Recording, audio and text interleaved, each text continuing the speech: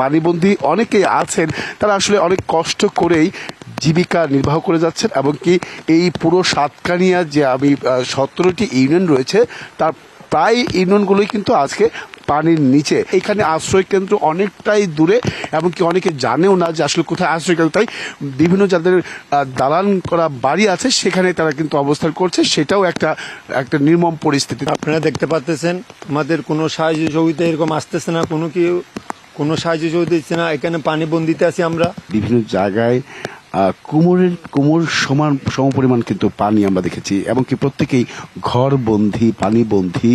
তারা 5 থেকে 6 দিন যাবৎ তারা অসহায়ের মতো বসবাস করছেন নিজ ঘরে। পানি যাওয়ার রাস্তা নেই, খালগুলো ভরাট হয়ে গেছে।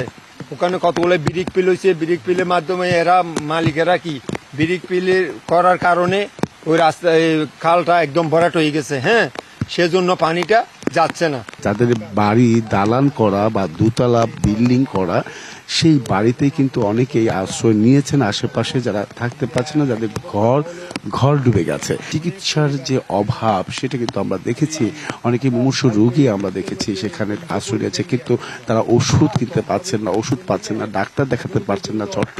চট্টগ্রামে গিয়ে যে তারা ভালো উন্নত চিকিৎসা করাবেন সেটাও কিন্তু তারা পাচ্ছেন না। এখানে বিশুদ্ধ পানির অভাব রয়েছে, পাশাপাশি রয়েছে আপনার খাবারের সংকট রয়েছে।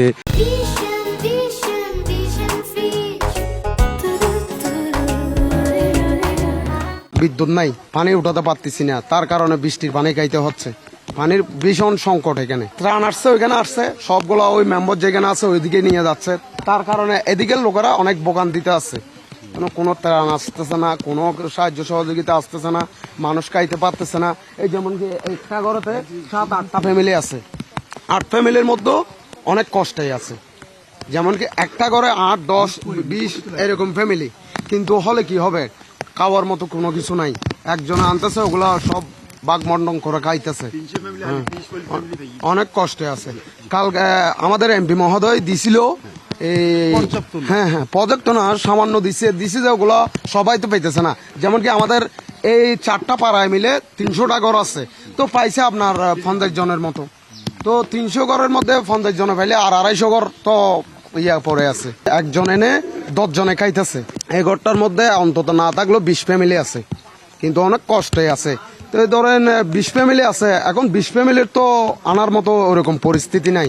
যে কোনো একজন আনতেছে, একজনে 20 জনে মিলে জেলে খাচ্ছে। এখানকার মানুষই বলছে যে আসলে তারা এই যে সংগ্রাম, এই পানিবন্দী মানুষের যে সংগ্রাম, সেটা তারা আজ থেকে 2 বছর আগে করেছিল, এবার তারা করছেন। তো সবকিছু মিলে বলা যায় সাতকানিয়ার এই অঞ্চলের মানুষগুলো এখন আর ভালো নেই।